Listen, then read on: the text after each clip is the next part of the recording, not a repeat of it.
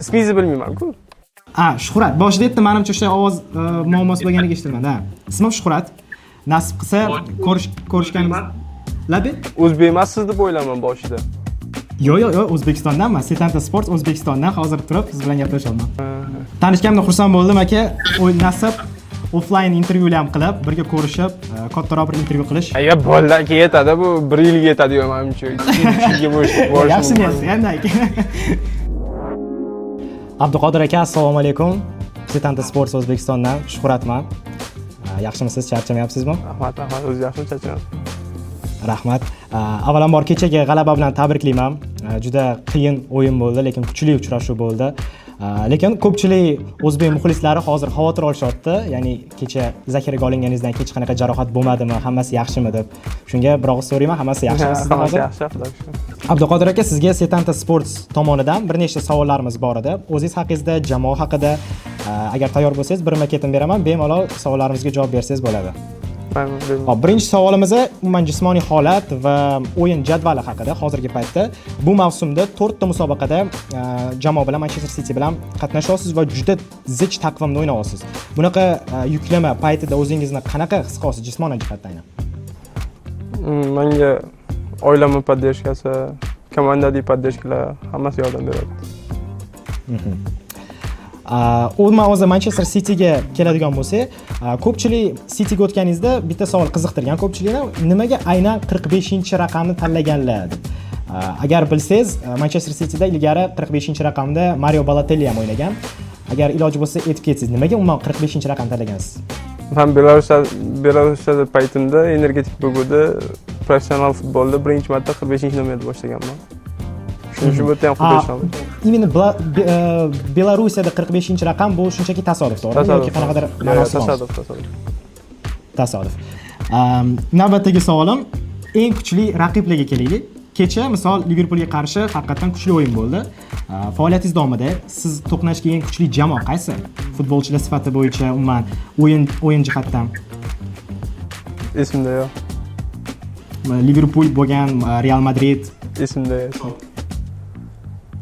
Endi oilangiz, do'stlaringiz va umuman jamoadoshlar haqida gaplashsak, ikkita savol bo'pti. Oila va yaqin do'stlaringiz o'yinlaringizga qanchalik tez kelib turishadi? Va keyingi savolim, jamoadoshlaringiz orasida qaysi futbolchilar bilan ko'proq muloqotda bo'lasizki, ya'ni ularni uyiga borishingiz mumkin yoki ular sizning uyingizga kelishi mumkin? Yaqin do'stingiz misol. Yo'q, biz futbolchilar bilan почти har kuni ko'rishamiz. Chunki har kun turnirga. O'yin keladigan bo'lsa, qarindoshlarim, oila a'zolarim o'yinga kelishadi ko'p. O'zbekiston terma jamoasi haqida ozgina gaplashamiz. Bo'lar ekan-ku aka. Xo'p, O'zbekiston terma jamoasi tarixda ilk bor jahon chempionatiga chiqqan payti birinchi bo'lib o'tdi. Hayolotga kelgan narsa nima bo'ldi? His-tuyg'ular qanaqa o'tdi? His-tuyg'u 38 million O'zbekiston aholisini xursand qilganimiz o'tdi. Qisqa, lo'nda, lekin juda muhim javob. Rahmat. Xo'p, endi o'zbek futboli haqida ham ozgina gaplashmoqchiman. So'nggi muvaffaqiyatlari. Ya'ni o'zbek futbolining so'nggi yillardagi muvaffaqiyatlari sizni qanaqa izohlashingiz mumkin? Ya'ni biz jahon chempionatiga chiqdik, olimpiadaga chiqdik, bordik, qatnashdik. Umuman yoshlarimizda ko'p yutuqlarga erishmoqda. Shu haqida ozgina fikringiz. Futbolga e'tibor juda yaxshi bo'lyapti O'zbekistonda. Prezidentimizning o'zlari ham rosa qarab yordam beryaptilar. Shuning uchun o'sish katta bo'lyapti O'zbekistonda. Rahmat. Abduqodir aka, endi hozir tezkor savollar beraman. Ya'ni savolim qisqa bo'ladi, sizning javobingiz bitta so'zdan iborat bo'lishi kerak. Ha, yo'q o'ynaganda. Ha, shunaqa, ha, yo'q o'yna. Xo'p, birinchisi, markaziy himoyachi yoki o'ng qanot himoyachi qaysi pozitsiyada o'ynash sizga ko'proq yoqadi? Markaziy himoyachi. Ikkinchisi, hozirgacha faoliyatingizdagi eng yaxshi, eng esda qolarli voqea, lahza qaysi? Eng oxirgi o'yinim PSG bilan Lensda. Hal qiluvchi gol bosh bilan urishmi yoki so'nggi soniyada golni chiziqdan to'pni qaytarib qolishmi? Qaysi birini tanlaysiz? Agar yutqizayotgan bo'lsak gol urish, yutayotgan bo'lsak goldan saqlab qolish. Qiziq savol. Agar nafaqaga chiqqan himoyachilardan birini ideal markaziy himoyachi sherik sifatida tanlash imkoniyati bo'lganida, kimni tanlaysiz? Cannavaro.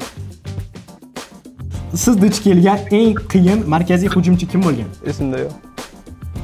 Hozirgacha o'ynagan stadionlaringizdagi eng zo'r atmosfera qaysi stadionda bo'ldi? Yeydi конечно. Hop, Etihaddan tashqari hisoblasak. Lansda. Lansda.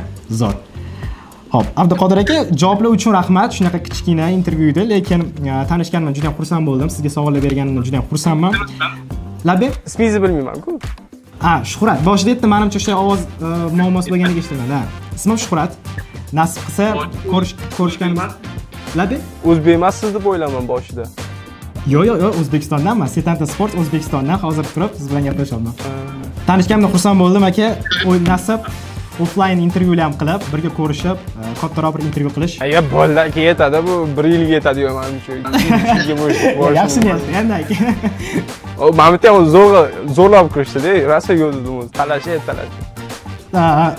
Kattakon rahmat aka. Yana aka sizga normalniy javob berdim. Nolningisini ko'rmadingiz? Yo'q, noldan ham bo'ldi bu. Nolni mana mana shu chempionat o'ziga bo'ldi-da. Ha. Unda nima ingliz tilidanmi? Ingliz tilida bo'ldi. Yo'q, o'yin bo'ldi o'tda ham. Ralli. Aka, kelgusi o'yinlaringizni omad tilayman. Rahmat kattakon. Charchamang, Salomat bo'ling. Rahmat. Rahmat kattakon.